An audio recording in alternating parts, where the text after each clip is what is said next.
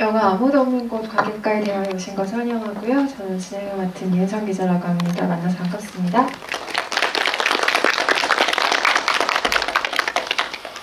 기다리시는 분이 많으시니 빨리 오셔볼까요? 오늘 아무도 없는 곳 게스트 3분 오실 건데요. 김종관 감독님, 연우진 배우님, 이수영 배우님 모시겠습니다. 박수 부탁드릴게요.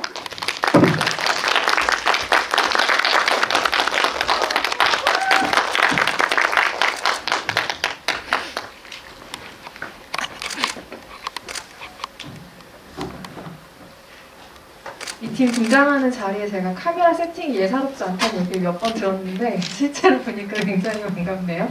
오늘 오신 관객 여러분들께 인사 한 말씀씩 부탁드릴게요. 이주영 씨부터 해주실까요?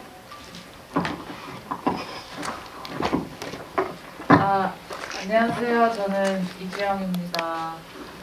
저희 영화 이렇게 보러 와주시고 마이크 나오는 거 맞나요?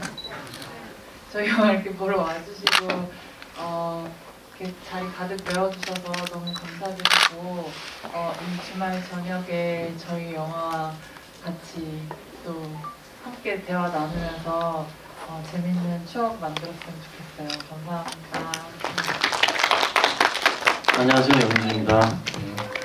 오늘 저는 이제 무대 인사 이렇게 돌고 마지막 이렇게 행사로서 잠시를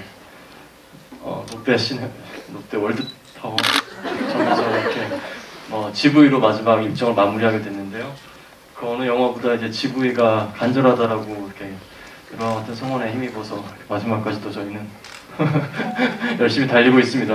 영화에 관해서 혹은 또 궁금하신 것들 이렇게 허심탄회하게 말씀해 주시면 저희가 성심성의껏 대답해 드리는 시간 갖도록 하겠습니다. 네, 안녕하세요. 저는 아무도 없는 곳 연출한 김종관이랍니다. 만나서 반갑습니다. 저는 이번 개봉을 하면서 이제 무대 인사를 하고 또 GV를 하고 관객들과 만나는 시간들을 가지고 있는데 그 시간들이 얼마나 의미가 있는 것인지 하는 것들을 또 이제 극장이라는 곳이 얼마나 그 영화의 필요로 한 곳인지를 새삼 깨닫고 있어요. 제가 사실은 몇 달 전에도 이제 다른 영화 개봉을 했었는데 그때는 사실 아무것도 못했었거든요. 그러다 이제 다시 이렇게 관객들을 만나뵙는 자리가 있으니까 아직은 또 좀 어려운 자리고 우리가 거리두기를 해야 되지만 그래도 이제 제 눈에는 그 비어있는 자리도 다 어떤 차 있는 사람들의 마음으로 차 있는 자리 같이 느껴집니다. 이렇게 와주셔서 감사합니다. 반갑습니다.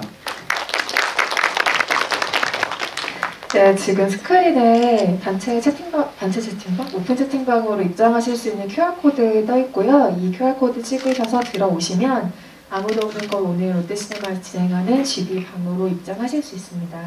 여기에 영화 보신 감상평 같은 것도 남겨주시면 아마 이따가 다 끝나고 확인을 하나하나 하실 거고요. 질문 있으신 분들도 올려주시면 제가 토크 중간중간에 질문까지 같이 취합해서 이야기 나누는 시간 가질게요. 지금 질문들이 하나씩 올라오고 있는데요. 제가 관련된 이야기가 나올 때마다 여러분의 질문도 같이 첨언을 해서 질문 드리도록 하겠습니다. 일단 이 영화는 저녁 시간에 보기 진짜 좋은 영화 같아요. 낮에 보기도 좋고 아침에 보기도 좋은 영화지만 이게 빛보다는 조금 어둠의 영화라는 생각이 들고 그런가 하면 어둠도 위로가 될 수가 있다는 생각을 이 영화를 통해서 하게 되고요. 누군가에게는 혹시 어떤 상실을 경험하셨거나 혹은 어떤 이런 방식의 위로가 필요한 분들에게는 어쩌면 조금 더 깊고 진한 위로가 될 수 있는 영화인 것 같다는 생각이 들었어요. 근데 제목 때문에라도 사실 이 영화의 공간을 좀 눈여겨보게 되는 게 저는 있었는데 특히 미영, 그러니까 이지은 배우가 연기한 파트 같은 경우는 그 미영과 창석이 앉아있는 카페의 시간과 그 바깥의 시간이 조금 다르게 흐르는 것 같은 느낌이 들어서 굉장히 재밌더라고요. 그 리듬이 계속 부딪히면서 만들어내는 아주 묘한 느낌이 있는 공간이었어요. 같은 공간, 좀 다른 시간에 사는 사람들처럼 보이기도 하고요. 그리고 또 유진이라는 인물과는 길에서 이야기를 나누고 성아와 창석은 카페에서 만나고 주은과는 바에서 만나잖아요. 근데 캐릭터들과 창석이 그 만나는 공간의 특성 같은 것도 고려를 아마 하셨어야 될 텐데 각각의 인물과 짝을 이룰 그 공간들을 어떻게 떠올리셨을지 궁금해요. 감독님께 여쭤볼게요. 네, 저는 이 영화에서도 이제 뭐 제가 전작에서도 그렇지만은 특히 이제 최악의 하루라는 영화에서 그 어쨌든 공간의 느낌이 되게 중요했는데 이 영화에서도 그 공간의 느낌이 중요했고 저희가 뭐 이 영화를 처음에 만들 때 제가 저희 촬영 감독님한테 이야기를 할 때 이제 빛과 그림자의 이야기가 있다면 우리는 그림자 안에서 이야기를 만들어 보자 이렇게 말을 했어요. 그리고 영화 전체에 어쨌든 저는 이 영화가 되게 이렇게 동전의 양면 같았으면 좋겠다라는 생각을 했어요. 그래서 뭔가 죽음이 있고 삶이 있고 그 중간 어디에 있고 낮과 밤이 교차하는 어떤 시간이 있고 뭐 꿈과 현실이 있고 기억과 뭐 그런 식으로 어떤 그 가느다란 선 위에 놓여 있어서 그 양쪽에 대한 것들을 같이 좀 생각을 할 수 있는 그런 것들을 고민을 했었고 그래서 이제 첫 번째 에피소드에 나오는 그 공간은 실제로 이제 그 저희 영화에는 이제 주은이랑 나오는 바를 제외하고는 그 바는 좀 세팅된 공간이고 그 외에는 거의 실제하는 공간에 이렇게 외형을 크게 바꾸지 않고 찍었습니다. 그래서 저는 그 시티커피라는 공간이 주는 느낌이 좋았어요. 바깥으로는 지하보도로 해서 사람들이 바쁘게 지나가는 그 흐름이 있고 안에는 실제로 이렇게 나이 드신 분들이 편하게 쉬고 있는 공간이거든요. 그래서 저는 그 공간의 어떤 느낌에서 이 이야기를 하면 좋겠다라는 그런 아이디어를 얻었고 그래서 이제 그런 식으로 그 안과 밖의 속도를 이용해가지고 이야기를 해볼 수 있지 않을까. 유진 에피소드도 마찬가지. 유진 에피소드도 그 고궁이라는 것도 서울 안에는 이제 오래된 궁이 많잖아요. 근데 궁이라는 게 그 담 밖에 풍경과 또 담 안에 그런 어떤 시간의 느낌이 또 좀 다른 부분들이 있고 그런 식으로 우리 영화에 나오는 공중전화부스도 그렇죠. 그래서 실제로 있는 공간의 어떤 느낌들이 뭔가 좀 사실은 있는데 그 공간이 마치 뭔가 비일상적인 것 같은 어떤 느낌의 틈이 있는 공간들을 영화 안에서 좀 담아보고 싶었습니다. 말씀하시는 중간에 경계라는 테마 이야기도 잠깐 해주셨는데 경계라는 게 사실 굉장히 매력적인 테마인데 영화로 표현하려고 생각하면 되게 막막해지는 테마 중에 하나거든요. 말씀하신 것처럼 이 영화는 삶과 죽음의 경계에 있는 영화이기도 하고 기억과 환상에 대해 경계에 있는 영화이기도 하고 김종관 감독의 최근 영화가 그렇듯이 현실과 판타지를 아주 느슨하게 묶어놓은 그 경계에 있는 영화이기도 하죠. 조심스럽게 얘기해보자면 그 경계에 있는 어떤 것들을 가장 자유롭게 넘나드는 창작 활동을 하는 사람이 김종관 감독이 아닌가라는 생각이 들어요. 이렇게 다음 작품에 대한 부담을 한번 이렇게 다 얹어드릴게요. 그 연우생 배우를 보면서는 연기라는 게 액션과 리액션으로 크게 나눌 수 있다면 이 배우의 리액션이 이렇게 아름다운 것이었구나를 굉장히 여실하게 느끼게 됐어요. 부끄러워하고 계시네요. 듣는 사람의 표정을 계속 창작이 하고 있잖아요. 그래서 어떤 표정은 실제로 눈앞에 있는 이 배우를 대하는 창석이 아닌 연우진의 표정이겠구나 하는 것들을 이제 감지하면서 보게 됐는데 그러면서도 아주 이야기에 기민한 반응들을 창석이 보여주잖아요. 듣는 사람의 표정이지만 들으면서 어떤 생각들을 하고 있는지를 아주 천천히 따라갈 수 있게 연기를 해주셨는데 저는 그 장면들을 보면서 그러니까 배우랑 카메라 사이에 어느 정도의 약속이 있었던 현장인지 궁금했어요. 왜냐하면 계속 듣는 장면을 찍어야 되기 때문에 나름의 카메라 변주 같은 것들이 필요하잖아요. 그래서 이 장면에서는 뭐 조금 더 카메라를 예를 들면 의식을 해달라던가 아니면 배우가 연기하는 것을 카메라가 그대로 따라가겠다는 약속이 있었다거나 뭐 이런 것들이 궁금했거든요. 어떠셨어요?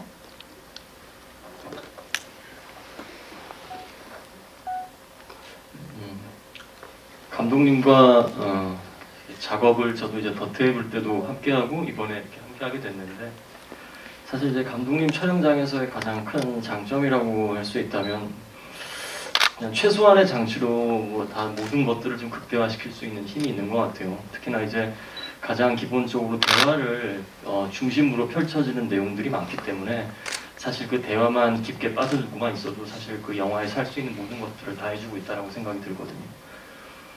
뭐 굳이 카메라가 어디에 있건 뭐 이런 것들에 대한 생각조차 안 들 만큼 계산적이지 않은 현장이에요. 늘 더 테이블 때도 그랬고 지금도 그렇고.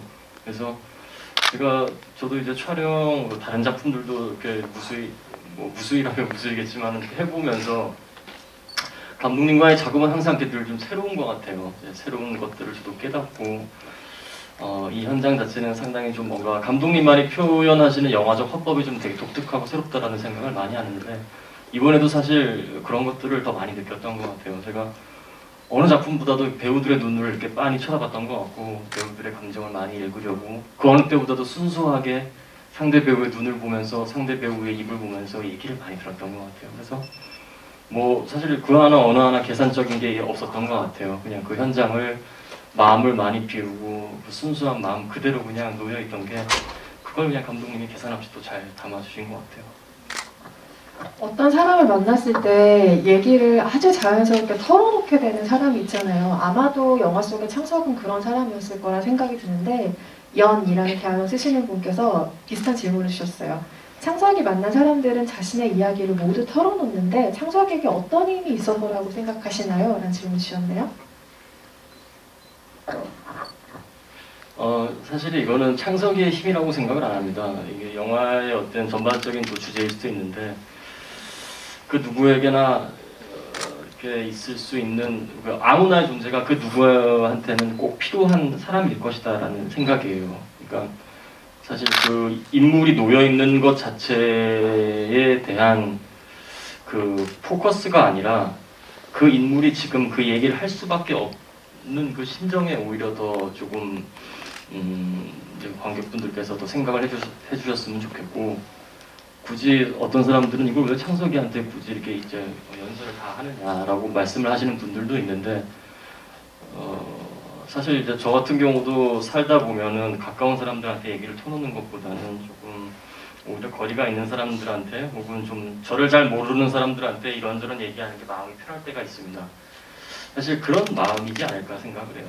그렇기 때문에 저도 연기를 하는 입장에 있어서 오히려 포커스를 그분들의 이야기가 이 영화의 색을 만들어간다고 생각을 했고 그래서 오히려 좀 무미건조하게 굉장히 일반적으로 일상적인 어떤 연기를 좀 하려고 했던 것 같아요. 그래서 그 좀 전에 질문하셨던 거랑 좀 비슷한 맥락인데 그래서 오히려 좀 저다운 모습이 나오지 않을까 저는 항상 그것에 경계를 두면서 상대방과 연기 호흡을 주고받았던 것 같습니다.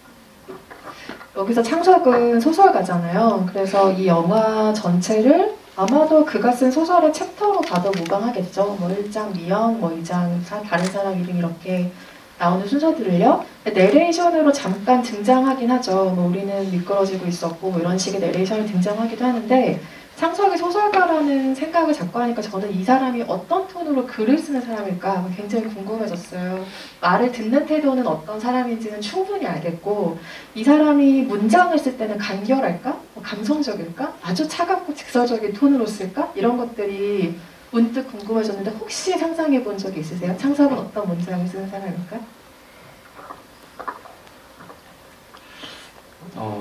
사실 뭐 그렇게까지 생각을 해보지는 않았습니다. 근데 지금 그 질문을 해주시니까 드는 생각은 오히려 만약에 창석이 이렇게 지금 모든 경험들을 하고 나서의 앞으로 쓰는 글들은 조금 더 그전보다는 뭔가 더 진솔하고 뭔가 또 조금 더 이렇게 꾸며내지 않은 어떤 정말 솔직함을 담는 작가가 되지 않을까라는 생각은 하고 있습니다. 저도 그렇게 생각하고 싶어요. 왜냐면 이 사람이 겪었던 일들이 이 사람에게 알게 모르게 아주 많은 영향을 며칠간 줬을 거라고 생각하거든요. 그래서 어떤 글을 썼던 사람인지는 우리가 모르지만 이 이후에 쓰는 글들은 이전과는 좀 확실히 다른 무언가의 톤이 될 거란 짐작을 할 수가 있겠죠. 연호진 배우와 이주영 배우 두 분에게 드리고 싶은 질문인데요. 창석은 뭔가를 상실한 이후에 약간의 패배감이라고 할까? 무력감이라고 할까? 이런 것에 좀 잔잔하게 젖어 있는 상태인 것 같고 이주영 배우가 연기한 인물은 기억은 잃었지만 호기심 같은 게 굉장해서 그게 오히려 삶의 동력인 사람처럼 보이는 지점이 있었거든요. 각각의 인물에게 좀 가장 중요한 정서가 뭐라고 생각하시는지 궁금해요. 제가 시나리오를 받고 주은이를 처음 이렇게 만났을 때, 그랬을 때 드는 느낌은 이런 본인의 뭔가 고통이나 아픔을 뭔가 뭐랄까 거기에 이렇게 잠식되지 않고 그냥 뭔가 그거를 그냥 이렇게 정면으로 바라보고 좀 용기 있게 나가는 사람인 것 같았어요. 뭐 예를 들면 이제 상처가 이렇게 있잖아요. 사고로 인해서 그걸 이렇게 타투로 그냥 덮고 이렇게 새 삶을 시작하는 것처럼 그렇게 저는 느껴졌고 또 네, 자기의 그냥 그런 아픔이나 고통들에 대해서도 그냥 물론 창석 아까 말씀하셨다시피 창석이라는 인물이 그 어떤 말을 하게 하는 그런 힘이 있었다고도 생각하고 이게 뭔가 이렇게 포용해줄 수 있는 사람일 거라는 느낌이 있을 거라고 생각해서 그런 이야기들을 한 것도 있겠지만 어쨌든 그런 것들에 대해서 뭐 껄끄러워하지 않고 그냥 난 이런 일을 그냥 겪었어 라고 당당하게 좀 말하는 그런 사람이라고 생각을 해서 인터뷰 때도 얘기했을 때 조금 얘기했었는데 좀 과장일 수도 있지만 자기 삶에 있어서는 뭔가 좀 잔다르크 같은 사람이 아닐까? 네, 그런 생각도 했었어요. 저는. 상처 입었지만 용감하게 나아가는 잔다르크의 모습을 형상하셨군요. 기억은 없지만 나는 없기 때문에 또 다른 사람들의 기억을 들으면서 채울 거야 이렇게 하는 좀 그런 강찬 사람이라고 생각했습니다. 잔다르크라는 표현이 굉장히 멋있네요. 창석은 어떤 감정이 가장 중요한 사람이라고 보셨어요? 지금 잔다르크 앞으로 나왔는데. 잔다르크가 나왔으니까 같은 거. 그래서 이제 그것도 좀 어려운 질문인데 사실 저도 이제 본질을 얘기하고 싶어요. 이제 사람의 감정 속에는 이제 가슴 속에는 수많은 감정들이 있고 지금 어떤 것이 그게 지금 드러나 있느냐의 어떤 표면적인 싸움인 것 같은데 창석이 물론 이렇게 상실을 겪고 뭐 일종의 패배감을 좀 겪은 인물일 수도 있겠지만은 그 이면에도 분명히 창석이 갖고 있는 또 다른 또 희망과 즐거움도 분명히 있을 거예요. 있는데 저는 이제 일단 얘기하고 싶은 게 창작자로서 이제 포커스를 맞추고 싶어요. 저 같은 경우도 이제 감독님도 그렇겠지만은 다 그렇겠지만 사실 창작을 하는 입장으로서 지금 느껴질 때 저 같은 경우도 그렇고 창석도 그렇고 이 상실이라는 게 어떻게 쓸 수 있는지가 사실 중요한 포인트가 될 때가 있거든요. 마냥 기쁨에서 사실 저도 나오는 것의 창작은 오히려 좀 한계가 있다라고 봐요. 가슴을 더 후벼파고 내 안에 어떤 것들을 더 이렇게 끄집어내면서 많은 것들을 비울 때 조금 더 좀 획기적이고 더 창의적인 어떤 모습들이 나오기 마련인데 창석은 그 지금 창작의 한계에 부딪혀 있기 때문에 자기 슬픔을 더 크게 볼 수밖에 없는 입장인 것 같아요. 그래서 특히나 이 주은을 만났을 때 같은 경우는 또 다른 창작자잖아요. 시를 쓴다고 계속 하시는데 그 시를 쓰는 창작자를 만났을 때 그 변하게 되는 묘한 시점이 있었을 것 같아요. 조금 더 이렇게 인물의 캐릭터 연기할 때 조금 더 밝고 좀 엉뚱한 모습들을 주은이 많이 보여줬는데 그때 느껴지는 창작자로서의 공통점 그리고 뭔가 이렇게 정서적인 유대감 이런 것들이 이렇게 쌓아가면서 창석의 묘한 어떤 변화를 일으키는 중요한 에피소드라고 생각을 했는데 그래서 저는 오히려 창석이 어떤 감정이 있다라고 말씀을 드리는 것보다는 지금 오히려 창작자로서 아슬아슬한 경계에 서 있는 인물이 맞다라는 말씀을 드리고 싶습니다. 가끔 그 창작하는 사람들 또 예술하는 사람들이 아주 본인이 고통스러운 무언가를 승화시킨다 이런 표현들을 많이 쓰잖아요. 근데 저는 그런 걸 들을 때마다 항상 그게 너무 안쓰럽거든요.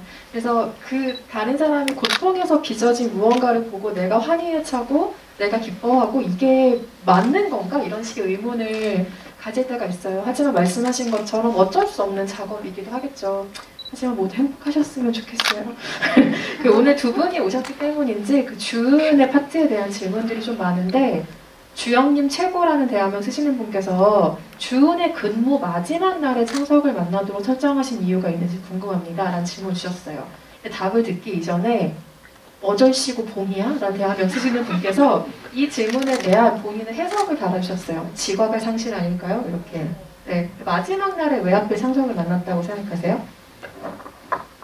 저는 그게 그 둘이 어느 순간에 서로 공통점을 발견하고 어떤 교감을 하는 그 구성이고, 저는 이 전체 에피소드 구성이 되게 중요했어요. 왜냐하면 창석이란 사람이 그 어떻게 내면이 변화하는지, 예, 그리고 전체적인 얘기에서는 제가 생각하기에는 창석이란 사람이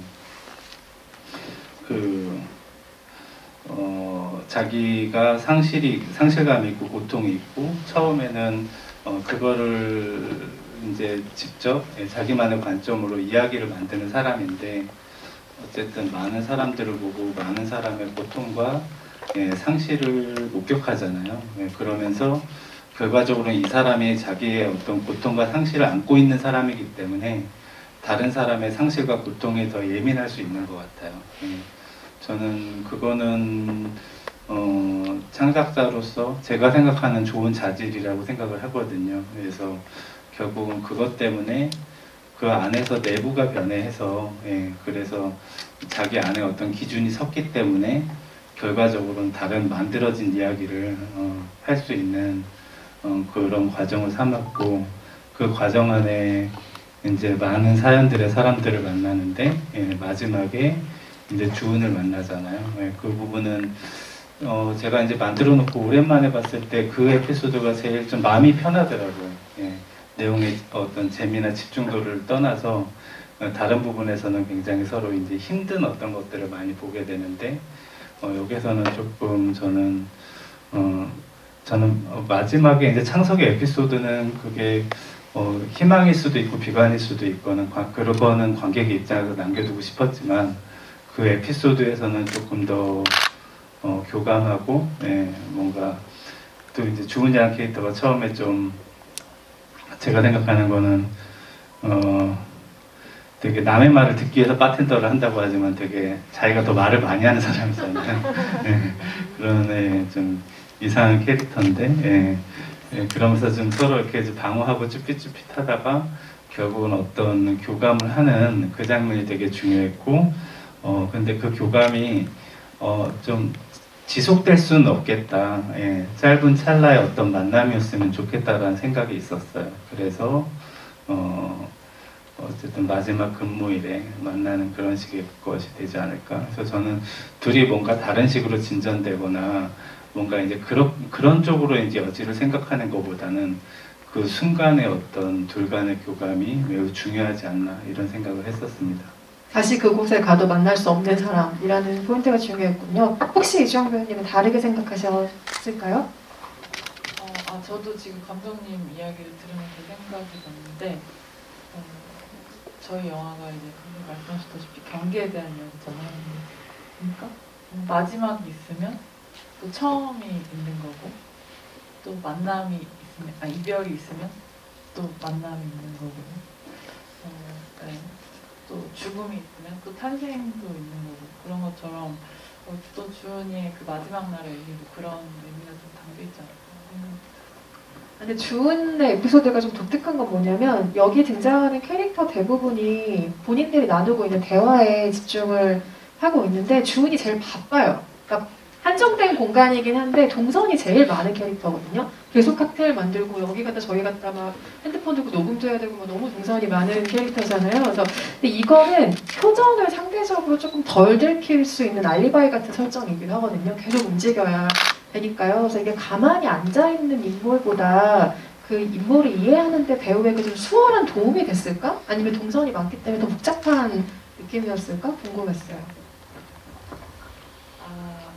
그게 어떤 면에서는 또 도움이 되기도 하고, 어떤 면에서는 힘들기도 한 것 같은데, 예를 들면 뭔가 너무 뭔가 이렇게 들키기 싫은 느낌을 들키기 싫을 때는 이런 것들이 이렇게 동선이 있고 할 때 연기하기가 더 편한 것 같아요. 그러니까 뭔가 어떤 내가 이 캐릭터나 이런 정서들을 표현할 때 뭔가 그냥 단순하게 그냥 이렇게 뭔가 너무 직설적으로 표현하지 하고 싶지 않을 때는 그런 것들이 저는 있는 것도 되게 도움이 되는 것 같고, 또 한편으로는 이제 대사를 하면서 이제 동시에 행동을 해야 되고 또 이런 것들 기술적인 거지만 어쨌든 그걸 또 계속 같은 분에서 맞춰야 되니까, 그래서 제가 시나리오에 옆에 오른쪽에 형광색으로 여기까지는 뭐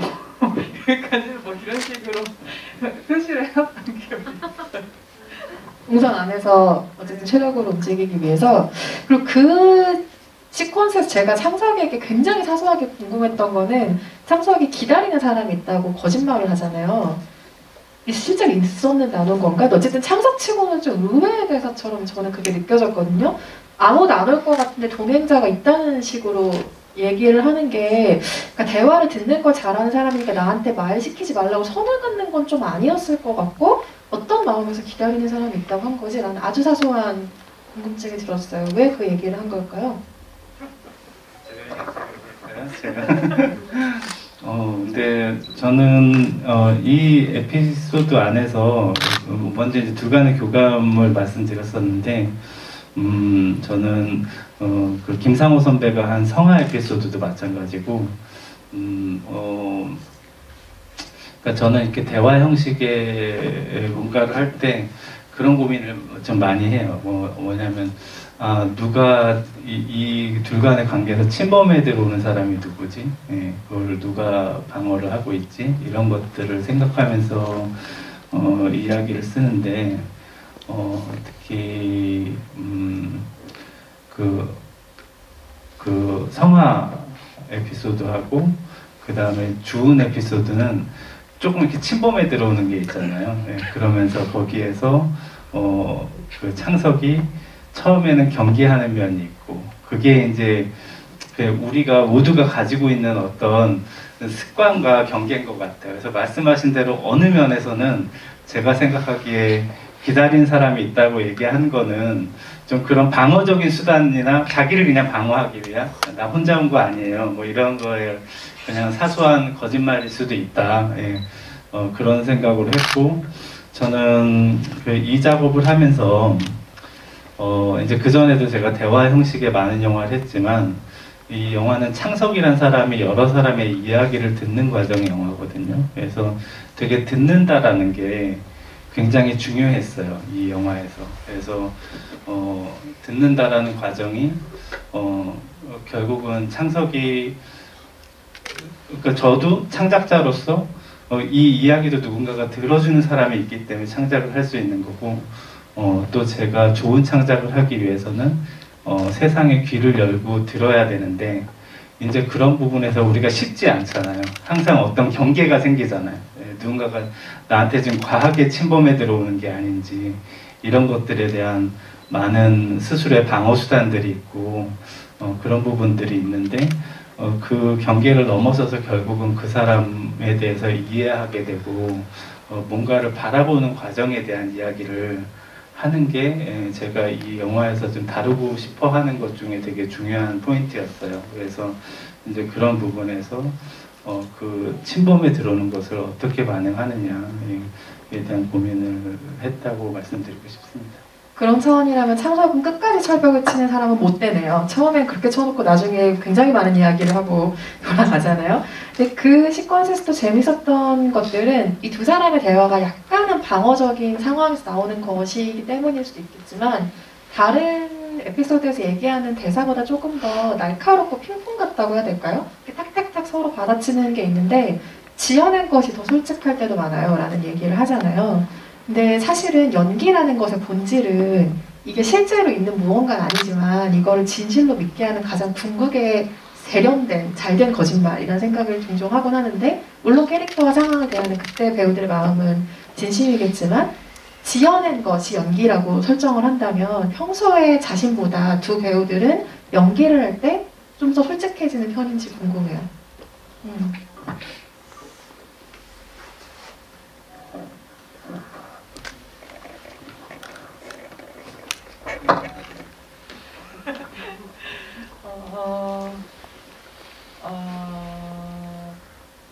일단 평소에 저는 저희가 이제 사람을 만나면서의 어떤 습관이 다 다르잖아요. 누군가를 만나느냐에 따라서 나랑 어느 정도의 거리감이 있냐에 따라서도 다르고 또 그래서 더 가면을 많이 쓰게 되는 것 같아요. 평소에. 그래서 그때 이제 뭔가 하지 못하는 것들을 저는 연기할 때 해소가 많이 되는 편이더라고요. 그래서 네, 제가 사실 연기를 연기를 하기 전에 제가 우울증이 좀 있었어요. 근데 연기를 하면서 그게 없어졌어요. 그게 이제 정말 그래서 저도 이제 막 되게 쌓아놓는 스타일이었는데 성격이 이게 약간 이렇게 해소가 되니까 그게 이제 그래서 저는 너무 신기하더라고요. 사실 감독님 그림자라는 말을 하셨는데 제가 예전에 나 우울증은 내 그림자야. 이거 절대 벗어날 수 없을 거라고 생각했거든요. 근데 그게 이렇게 해소가 없어지는 게 참 신기하기도 하고 네, 그런 경험이 있어서 저는 연기할 때가 좀 더 솔직해지는 것 같아요. 연진 배우님 어떠세요? 정말 진짜 어려운 질문인데요.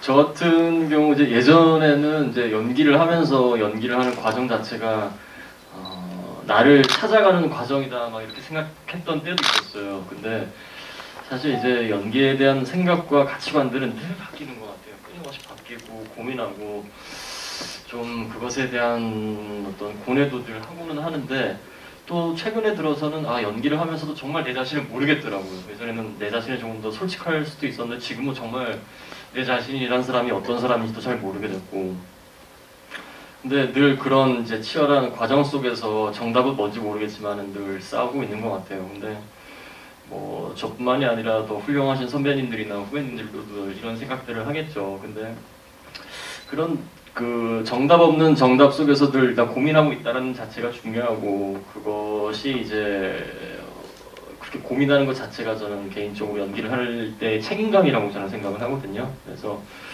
오히려 뭐 내 자신에 대한 어떤 것들의 그런 궁금증을 늘 던지면서 그냥 그 순간순간을 저는 그냥 책임감 있게 그냥 정답일지언정 그냥 최선을 다해보자 늘 이런 마음이에요. 그런 마음속에서 늘 연기를 준비하고 있고 근데 약간 좀 저도 생각을 해보자면 우리 이주영 배우님이 말씀하신 거랑 좀 비슷한 부분이 있는데 저도 사실 제 자신을 드러내는 것에는 익숙치는 않은 사람인 것 같아요. 그래서 오히려 연기를 할 때가 조금 더 편안하고 그 속에서 있는 시간들이 오히려 연기를 하는 연기자의 모습 말고 제 삶을 더 풍족하게 만드는 것 같아요. 그게 무슨 말이냐면 연기와 어쨌든 제 삶을 좀 구분을 하려고 하는 것 같아요. 그래서 제 자신의 어떤 평상시의 모습들이 되게 좋고 건강해야지 그게 저는 연기에 잘 담겨지더라고요. 그리고 연기자를 통해서 늘 하는 그 순간들이 또 제 삶을 더 윤택하게 만들고 그래서 항상 저 같은 경우는 기준이 그 삶과 연기를 굉장히 좀 균형 있게 만들려고는 노력을 하는 것 같아요. 사실 그래서 오히려 연기를 예전에는 진짜 막 열심히 해야지 메소드 연기 나도 한번 해봐야겠어 하면서 막 연기가 모든 인생의 전부인 것처럼 했는데 좀 어떻게 들리실지 모르겠지만 지금은 오히려 좀 더 구분을 하려고 하고 있어요. 연기를 오히려 좀 일적으로 생각하는 것 자체가 제 자신한테도 조금 더 솔직해지는 노력인 것 같기도 하고 좀 마음이 좀 편한 것 같아요. 그래서 좀 어려운 질문입니다. 저 오늘 연우진 배우님 처음 뵙는데 약간 일타강사 같은 면이 있으시네요. 뭔가 연기에 대한 걸 지금 쪽집게 강의를 듣는 것 같은 기분으로 들었는데 근데 저는 사실 그 말씀하신 것 중에 계속 변화하고 고민을 해야 된다는 작업이라고 말씀해준 것에 굉장히 동의하고 저는 그래서 연기라는 작업이 재밌는 것 같아요. 왜냐면 사람이 살면서 정말 많은 영향을 받잖아요. 자기를 둘러싼 환경에서 영향을 받는 것도 있고 오늘 나는 대화에서 영향을 받는 것도 있고 하다못해 나의 외모가 변해가는 것에 대해서 영향을 받아서 사람의 뭔가가 만들어지기도 하는데 평상시에 연기를 할 일이 없는 혹은 자기 신체로서 뭐를 보여줘야 될 일이 없는 직업을 하는 사람들의 경우에는 그게 불특정 대다수에게 관찰되진 않거든요. 근데 배우들은 신체와 자기의 몸을 가지고 말하자면 악기가 없는 연주자 같은 거죠. 부모님의 몸으로 무언가를 표현을 해야 되니까요. 그래서 그런 상황에서 자기가 습득한 것, 생각한 것, 고민하는 것이 그때그때 변하는 모습으로 계속 입혀지는 거예요. 그 점이 굉장히 연기의 매력적인 점이 아닌가라고 생각해요. 그래서 오히려 변화를 고민을 하신다면 더 좋은 방향으로 가고 있지 않을까, 더 좋은 모습으로 보게 되지 않을까라는 생각이 듭니다. 유타론 선생님 앞에서 감히 이런 얘기를 해보았어요. 오늘 이 자리에 안 계신 배우들에 대한 언급을 또 좀 해보고 싶은데요. 저는 사실 이 영화에서 윤혜리 배우 캐릭터가 되게 독특하다고 생각했어요. 왜냐하면 좀 긴장감을 만들어내는 연기라고 해야 될까? 그런 톤이 좀 있으시더라고요. 그러니까 행동에 뭔가 다른 의도가 있을 것 같고 그걸 내가 눈치채지 못하고 있다는 초조함 같은 걸 계속 주는 느낌이 있었어요. 근데 그게 그 배우가 가진 기본적인 연기의 톤인지 아니면 이 배우가 연기한 인물의 톤인지 굉장히 헷갈리는 순간들이 있었거든요. 아마도 아주 많은 작품에서 그 배우를 접하지 못했기 때문에 생기는 궁금증일 것 같기도 한데 종강 감독님이 설명을 좀 해주시면 좋겠어요. 네, 제가 캐스팅에서 이제 창석이 만나는 4명의 인물을 생각을 했을 때 이지은 배우가 연기한 미영과 김상호 선배님이 연기한 성하는 얼추 제가 시나리오를 썼을 때 어떤 그렸던 이미지와 바로 제가 즉각적으로 좀 매치시켜가지고 이제 떠올렸던 인물들이고 그 다음에 바텐더 주은과 그리고 유진은 누구를 해야 더 이 캐릭터들이 매력 있게 드러날까에 대한 고민을 했어요. 그래서 성격적인 구분은 미리 정해져 있는데 제가 생각하는 유진은 그러니까 당차고 좀 시니컬하고 그런 부분들이 있지만 또 중요한 거는 그 사람 자체가 그런 것들이 뭔가 밉지 않고 좀 멋있는 것과 인간적인 것 사이를 좀 오고 가야 되며 그리고 이제 마지막에는 그 사람이 어떤 결핍을 드러낼 때 어쩔 수 없는 사람의 그런 약함들이 드러났으면 좋겠다. 그래서 그런 부분을 어떤 톤을 가진 배우가 해야 이게 느낌이 있을까라는 생각을 했어요. 바텐더 주은도 사실은 굉장히 마찬가지고 그래서 계속 그 이미지를 대입을 하던 중에 윤혜리 배우가 전에 했던 이제 독립 영화들에서 보이는 그분의 어떤 보이스 톤이라든지 연기적인 힘들이 이 역을 매력적으로 표현을 해주겠다 이런 어떤 느낌이 있었어요. 실제 미팅을 했을 때 그래서 이제 제안을 한 경우입니다. 캐스팅을 늘 잘하는 감독인데 이 영화 같은 경우는 훨씬 탁월한 느낌들이 있더라고요. 근데 뭐 여러 번 얘기하셨지만 연우진 배우 같은 경우도 기존의 이 나이대 남자 배우들이 갖고 있는 이미지랑 조금 다른 굉장히 부드러운 결이 진짜 있는 사람인 것 같아요. 그래서 듣는 사람 역할을 정말 탁월한 캐스팅이고 다른 많은 연기에서도 좋은 면들을 봤지만 저는 사실 이 영화에서의 창석을 연기할 때가 정말 가장 매력적이라는 생각을 했거든요. 주연 배우도 마찬가지고 그 주은 편에 대한 질문을 또 주신 분이 계셔서요. 돛담배라는 대학을 쓰신 분께서 주은 편에서 창석이 적은 메모는 무엇일지 궁금합니다. 라는 질문 주셨네요. 현장에서 뭘 적으셨나요? 제가 실제로 뭘 적었는지 궁금해하시는 건가요? 그때 제가 사실 아직 기억나는 게 감독님께서 최근에 그 조제 영화를 개봉하셨잖아요. 그때 이제 조제 시놉시스가 있더라고요. 그 수첩에. 감독님 수첩이에요. 감독님이 평상시 들고 다니는 소품인데 저는 사실 그 소품에 그림을 그리고 있었고 우리 이주영 씨 얼굴을 그림을 그리고 있었는데 눈 이렇게 상처 나 있는 눈 이렇게 그림을 혼자 이렇게 그리고 있었는데 보여주진 않았나 봐요. 예. 보이진 않았고요. 그리고 몇 장 넘기다 보니까 감독님이 이제 그 조제 영화에 대한 구상안을 이렇게 써놓으셨더라고요. 그래서 그거를 굉장히 주의 깊게 읽고 있었습니다. 그래서 사실 저는 그때부터 누가 캐스팅되는지 다 알고 있었어요. 네. 그래서 뭐 그냥 거기에 그냥 끄적끄적 몇 자 더 붙이긴 했는데 그냥 감독님 영화 잘 됐으면 좋겠다 이런 몇 가지 멘트를 남겼던 것 같아요. 생각지도 못한 재미있는 비하인드가 있었어요. 주영 배우님 사랑해요라는 대화명 쓰신 분께서 하지만 질문은 다른 파트를 해주셨네요. 유진과 창석이 함께 담배를 필 때 조명을 사용하지 않고 날이 자연스럽게 어두워지는 연출을 하신 이유가 궁금합니다라는 질문 주셨어요. 이 영화에서 가장 아름다운 장면 중에 하나이기도 하죠. 네, 네, 이제 먼저 창석이 그 뭔가 주은의 얼굴을 그리고 있었다라는 게 되게 참 이상하네요. 그렇죠? 이상해요? 낭만적인데? 뭔가 약간 좀 징그럽지 않아요? 거기 앉아서 바텐더의 얼굴을 말 시키지 말라고 해놓고 일해 본다고 해놓고 얼굴 그리고 있고. 뭔가 생각보다 징그러운 사람이었다는 생각이 들고 저는 그냥 이 영화 작업을 하는데 이 영화가 되게 말이 많잖아요. 예.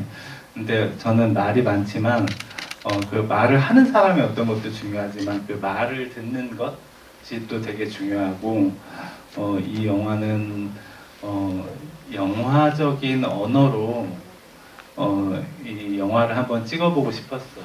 그래서 어쨌든 이게 저예산으로 찍기는 했지만 그래서 밀도 있게 모든 장면들을 담아내기에 조금 힘든 부분들이 있지만 그래도 극장이란 공간에서 온전하게 좀 체험할 수 있는 종류의 영화를 찍고 싶다. 그리고 저 스스로 좀 그런 부분에서 독하게 제가 좀 이루고자 싶은 것들을 사실은 언제 또 기회가 있을까.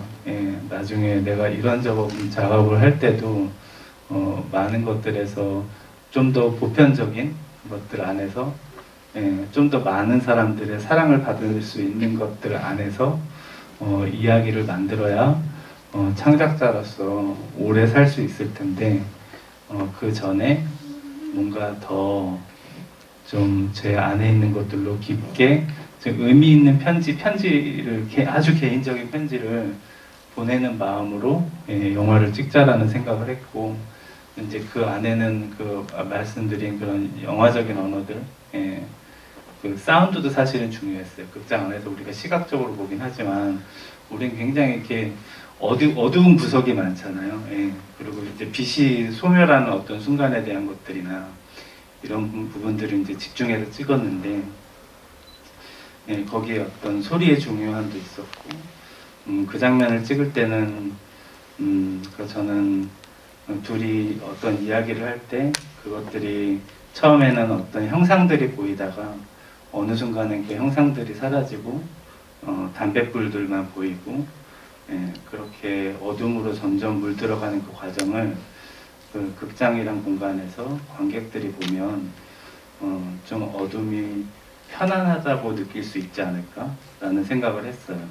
그리고 그러니까 그거는 제가 이 영화에서 좀 말하고자 하는 것과 지금 같은 내용이거든요. 그래서 그런 어둠이나 그림자나 이런 것들이 편할 수 있고 우리가 좀 지켜보기 어려운 게 아니라 가만히 이렇게 지켜볼 수 있고 그러면 그 안에서 뭔가 다른 의미들을 계속 연장해서 관객들이 생각할 수 있지 않을까 그런 어떤 생각으로 만든 장면입니다. 그래서 실제로 영화 찍을 때 좀 힘들었어요. 우리 배우들이 그러니까 얼마나 제가 그런 영화적인 욕심을 내고 사실 그 책임은 배우들이 져야 되는 거니까 그래서 딱 하루에 한 번밖에 못 찍고 실제로 그래서 그 안에 되게 비하인드도 많고 그렇습니다. 이건 배우 얘기도 들어봐야 됩니다. 그 실제로 촬영하셨을 때 사운드 기억나는 게 있으시면 얘기 좀 해주세요. 일단은 이제 말씀하셨다시피 좀 극도의 긴장 속에서 좀 촬영을 했던 것 같은데 특히나 하루에 뭐 한 번, 두 번밖에 사용할 수 없는 그런 또 시간이어서 굉장히 집중하고 열심히 했는데 사실 그 집중한 만큼 윤혜리 배우님께서 너무너무 정말 잘해주셨어요. 그래서 사실 제가 이 에피소드 말고도 다른 에피소드에서도 상대 배우의 힘을 많이 빌렸지만은 그 윤혜리 배우님이 너무 이렇게 집중 있게 잘해주셨고 덕분에 저도 이제 몰입이 잘 솔직히 됐었던 것 같아요. 그리고 특히나 이 어둠이 주는 편안함은 감독님이 이제 영화를 찍고 나서 우리 영화의 어떤 일적으로 말할 수 있는 주제이기도 한데 연기를 하면서도 사실 그때는 느꼈어요. 이게 저희 같은 연기자들 같은 경우는 뭐 조명을 받고 좀 밝음 속에서 혹은 이제 조금 예, 그런 분위기 내에서 연기를 많이 하다 보면은 사실 뭔가 제 모든 게 드러난 것 같고 사실 몸이 경직돼 있기도 하고 조금 사실 어려움이 클 때가 많아요. 근데 그때 어둠이 주는 어떤 용기로 저도 모르게 이 마음이 착 가라앉으면서 그 순간 몰입이 너무 잘 됐던 것 같아요. 저는 그 테이크 몇 번 이렇게 갔던 것 같은데 사실 연기적으로는 저도 윤혜리 배우 다 이렇게 같이 했던 연기적으로는 저는 굉장히 만족스러웠고요. 특히나 이제 어둠이 잠식될 때 그 유난히 밝아 보이던 그 담배 꽁초에 담배의 그 불빛이 너무너무 강하게 보이는 거예요. 그러다 보니까 뭔가 더 선명해지고 그리고 또 그 어둠 속에서 또 때마침 서울에 불빛들이 하나하나씩 켜지기 시작을 하면서 아, 이 어둠 속에서 오히려 더 빛을 잘 볼 수 있구나 이런 마음가짐도 갖게 되면서 순간적인 몰입이 확 됐던 것 같아요. 그래서 참 저도 신기한 경험이었고 평상시 잘 하지 못했던 어떤 연기의 촬영이어서 감독님께 참 뭐 감사하다는 말도 전하고 싶고 근데 감독님이 항상 그래요. 최근에도 제가 영화 한번 얘기 때문에 또 작업실도 한번 다녀오곤 했는데 늘 그런 방법과 어떤 자기가 하고자 하는 얘기들을 되게 다양하게 또 감독님만의 스타일로 많이 이렇게 더 앞으로도 표현을 하시려고 또 준비 중이신 것 같더라고요. 그런 창작의 어떤 태도를 보면서 저 또한 좀 많이 깨우치고 저도 새롭고 또 이 재능을 탐닉하고 싶기도 한데 그런 과정들을 어쨌든 배우에게 잘 이끌어주는 것 같아서 사실은 같은 창작자로서의 입장으로 항상 이렇게 좀 많이 본받고 싶고 많이 따라가고 싶죠. 좋은 영감을 주는 그 직업적인 동료를 만나는 것도 이 일을 하는 굉장히 큰 기대와 기쁨이실 텐데 그런 점에서 이 세 분 이 작업이 아주 좋은 작업이 됐을 것 같다는 생각 들고요. 암호1이라는 대화만 쓰시는 분께서 창석의 공중전화 씬들에 대한 질문 주셨는데 공중전화를 이렇게 볼 때가 있고 그리고 직접 들어가 전화를 걸 때가 있잖아요. 그 두 번 모두 꿈속 이야기일까요? 라는 질문 주셨어요. 어떻게 답을 해주시겠어요? 저는 뭐 여러 층위로 이제 해석될 수 있으면 좋겠다라는 걸로 전체적인 구성을 했지만 공중전화 씬은 제가 어쨌든 이 영화 안에서 되게 중요한 모티브였던 것 같아요. 예, 그리고 공중전화라는 공간도 실제 지금도 있지만은 용도를 거의 잃어가는 공간이고 저는 이 영화를 만들 때 약간 자취에 대한 생각을 많이 했어요. 그래서 우리가 어떤 빈집에 가면 빈 자취라는 게 있잖아요. 이제 그런 거는 누군가가 있었던 자리를 생각하게끔 하는, 그러니까 누군가가 있는 걸 보여주면서 그 사람을 생각하게 하는 게 아니라 그 사람이 있었던 어떤 자리를 보면서 그 사람이 생각하게 하는 것. 그래서 저는 제목도 그래서 저 아무도 없는 곳이 의미가 있지 않을까라는 생각을 했거든요. 아무도 없지 않은 곳이면 거기에 누군가가 있었을 거를 결국은 가늠하게 하고 생각하게 하는 것.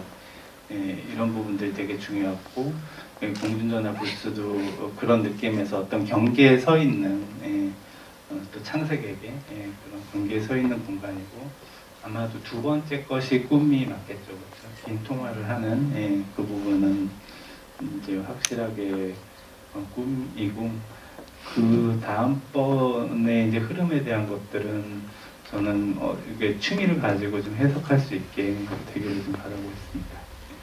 안 그래도 그 제목 청원하실 곳이 있으세요? 뭐 약간 저도 그 부분에 대해서 덧붙여 말씀드리고 싶은 게 있는데 창석 같은 경우는 계속 이제 누구의 얘기를 이렇게 들어주고 마음속에 이렇게 어떤 또 상태인지는 잘 몰랐던 부분이 있었는데 계속 공중전화 앞을 서성이다가 어느덧 이제 그분들의 이야기를 딱 듣고 나도 이제 누군가에게 어떤 얘기를 꺼낼 때 그 아무도 없는 그 공중전화 아무도 찾지 않는 그 공중전화 박스에 창석이 딱 들어갔을 때 사실은 여기 계신 뭐 분들에게 얘기를 한다라는 마음으로 연기를 했던 것 같아요. 그 순간. 그래서 감독님이 이제 꿈이라고는 말씀을 하셨지만은 그 계속 제가 누군가의 얘기를 들어줬던 그 마음 자체를 갖고 저 또한 위로를 받고 싶고 그걸 관객들에게 던지는 마음으로 연기를 했던 것 같아요.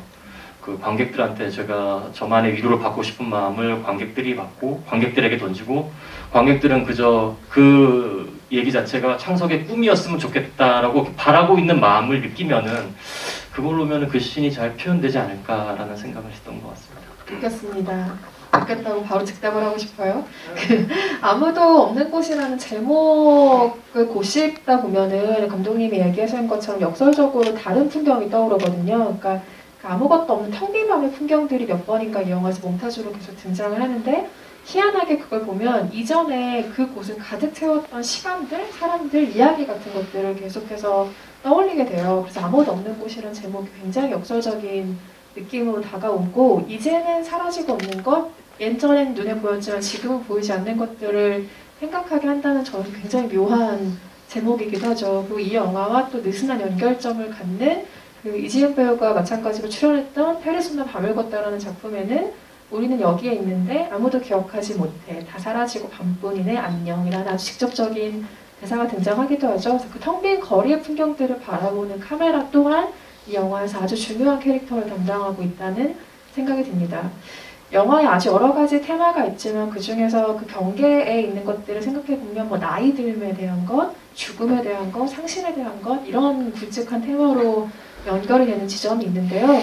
영화에서 어떤 테마를 좀 지속해서 생각하다 보면 이게 개인이 평소에 생각하던 것에도 영향을 미치게 되기도 하죠. 그래서 두 배우분들은 혹시 뭐 나이듦, 상실, 뭐 죽음 이런 것들에 대해서 이 영화를 찍기 이전과 이유가 조금 달라진 생각들이 있는지도 궁금하네요. 이지영 배우님부터 답변해 주실까요?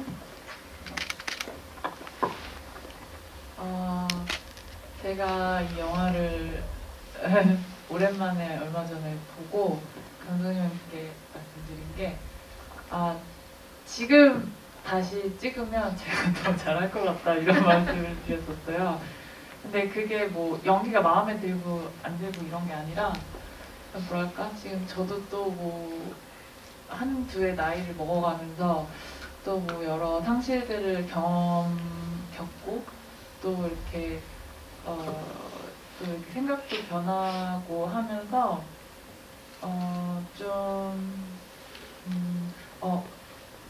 요즘에 그런 생각들을 했었거든요.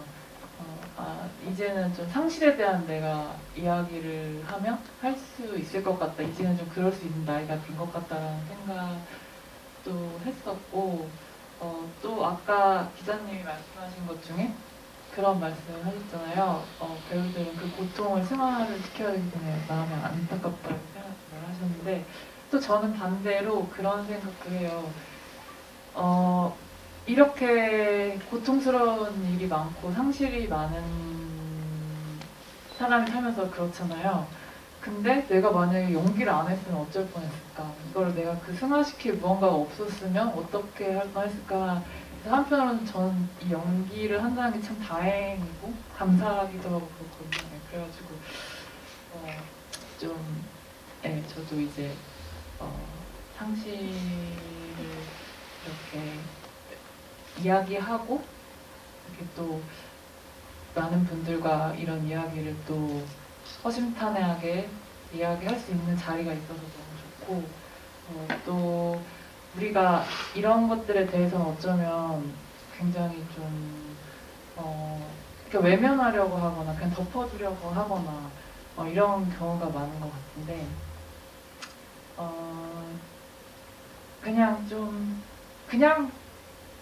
그냥 말할 수 있었으면 좋겠어요. 그냥 뭐 어때요? 그냥 주은이처럼 네, 그럴 수 있었으면 좋겠어서 저도 좀 많이 변한 것 같아요.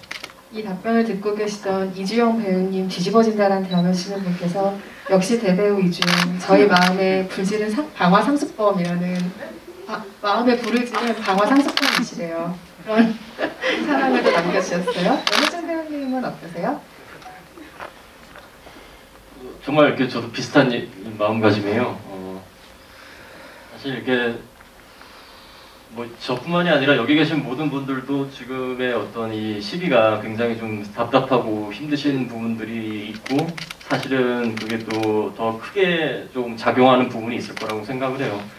특히나 저는 이번 영화를 완성된 완성본을 최근에 봤습니다. 그 언론 시사회 하기 전에 일주일 전에 봤는데, 그래서 이렇게 코로나 1년을 겪고 나서 봤기 때문에 그래서 그랬는지 몰라도 아마 오늘 여기 계신 분들도 조금 이 영화를 보고 나서 느꼈던 조금의 어떤 우울함이라든가 그런 또 상실감 이런 것들을 저 또한 그 영화를 늦게 봤기 때문에 더 크게 느꼈어요. 그러니까 영화를 촬영은 이제 2019년 좀 전에 했지만은 지금의 어떤 시대를 같이 겪고 나서 보니까 이 영화가 주는 어떤 깊이감이 좀 다르게 느껴지면서 사실 좀 무겁게 느껴지면서 또 우울함이 더 깃든 건 사실인데, 글쎄요, 인간의 어떤 태생적인 우울함은 어쩔 수 없는 것 같아요. 그거를 그냥 온전히 드러내고 그냥 그거를 바라보는 것 자체로도 저는 굉장히 큰 의미라고 생각을 하거든요.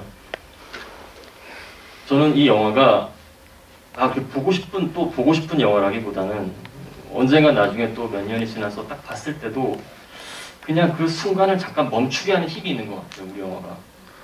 감독님의 어떤 그 창작 스타일이기도 한 것 같은데, 어쨌든 우리가 그 길을 가고 있고 그 순간을 멈추게 하는 그 시간과 공간을 들여다보게끔 하는 그 감독님의 힘이 있는 것 같아요, 특유의 힘이.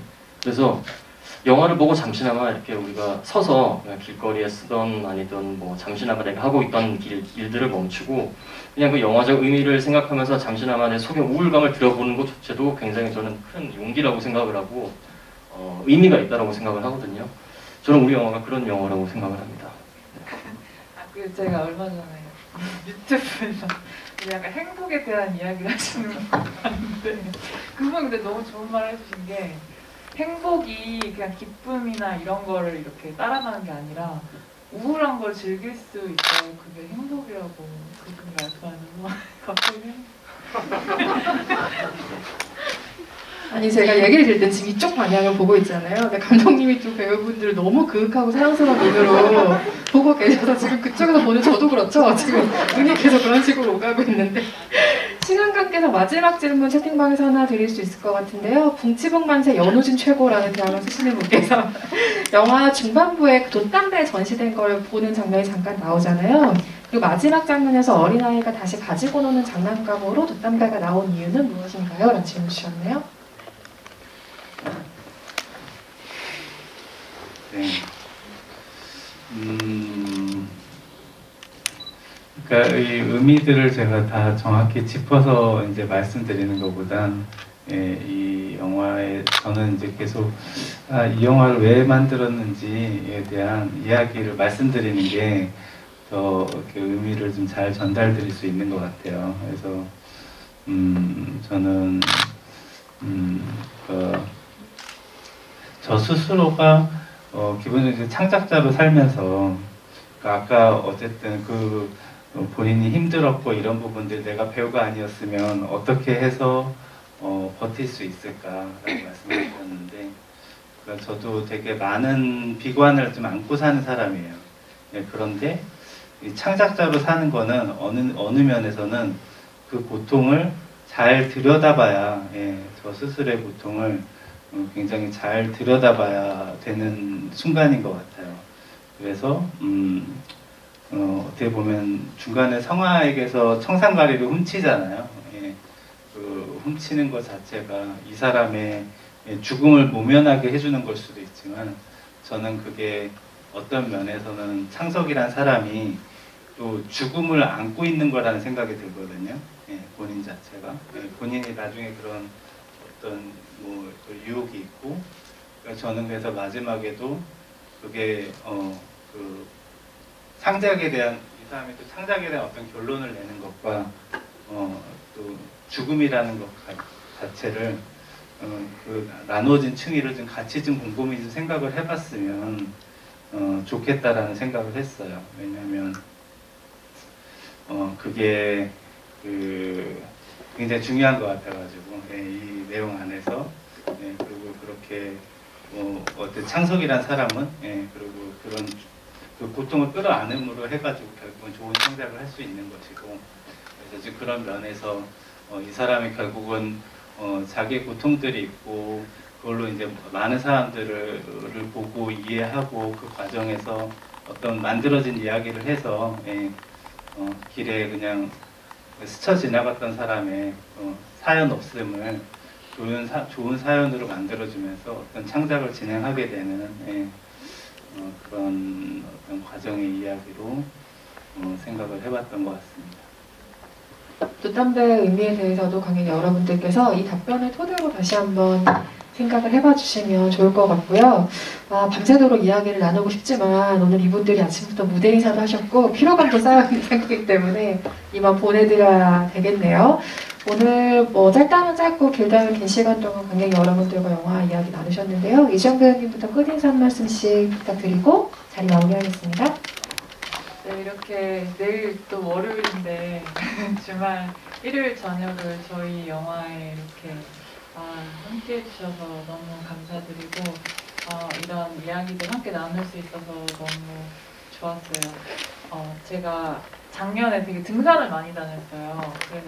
근데 그러다가 인터뷰를 하면서 등산을 왜 좋아하세요? 이런 질문을 받았는데 전까지 왜 내가 등산을 좋아하지? 생각을 잘 안 하다가 이제 생각을 해보니까 그게 되게 힘들게 해서 제가 좋아하더라고요.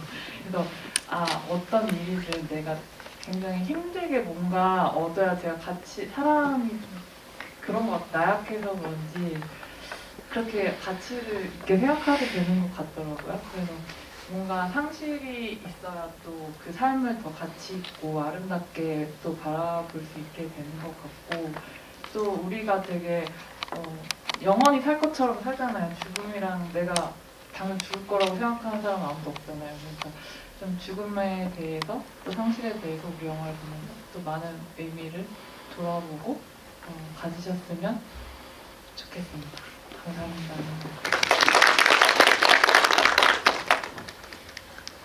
네, 앞에서 뭐 줄곧 뭐 상실, 뭐 창작 이런 얘기는 뭐 수십 번 했으니까 저는 좀 다른 얘기를 하면서 마무리할게요.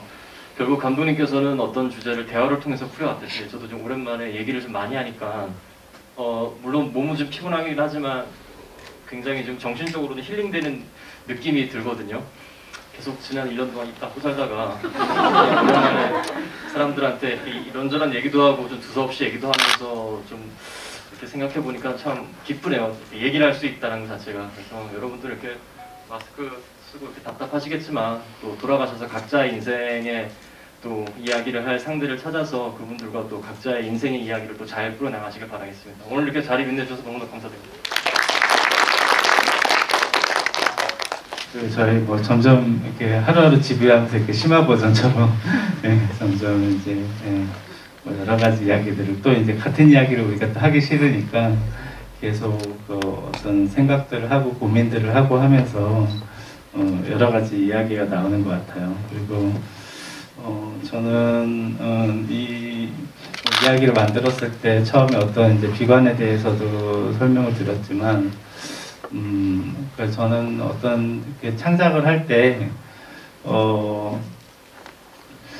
그게 사람들한테 사랑을 받고 싶다라는 것보다는 어쨌든 말씀드린 제가 생각하는 좋은 창작이라는 것에 닿는 게 먼저인 것 같아요. 근데 그런 부분들이 결국은 꾸준히 하다 보면 진짜 소통을 할 수 있는 그런 사람들이 있지 않을까 그런 의미에서 그런 창작에 대한 어떤 많은 고민들이 이 영화를 만들게 했는데 그리고 이 영화를 찍고 마무리하면서 사실은 그거 자체가 좀 뭔가 더 고립감이 있고 외로워지는 작업이라는 생각이 드는데 근데 이 작업들 하면서 우리 그 배우들이 또 그 동료들이랑 같이 이런저런 행사들을 하고 진행을 하면서 그걸 또 넘어서서 뭔가 이렇게 평생을 나는 좋은 친구가 생긴 것 같은 기분이 들어서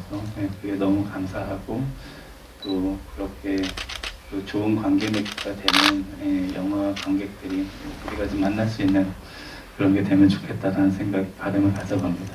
오늘 이렇게 늦은 시간까지 와주셔서 감사합니다. 감사합니다. 네, 오늘 아무도 없는 곳과 함께 해주셔서 감사드리고요. 내일 월요일인데 일요일 저녁이 항상 지치잖아요. 그래서 오늘은 특별히 포토타임을 한번 가져볼까요? 네, 그래서 배우분들 사진 뭐 중간중간 찍으셨겠지만 조금 더 본격적으로 사진 찍는 시간 잠시 드리고 자리 마무리하도록 하겠습니다.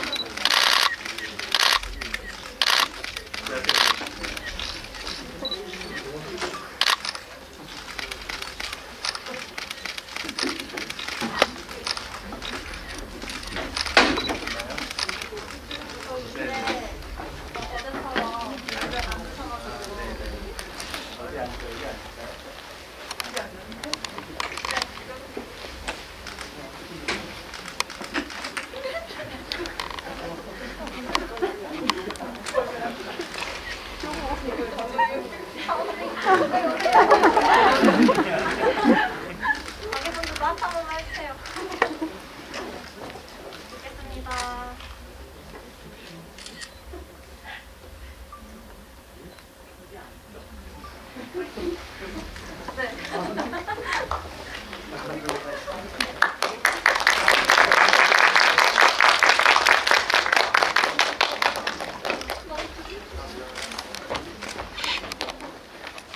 감사합니다.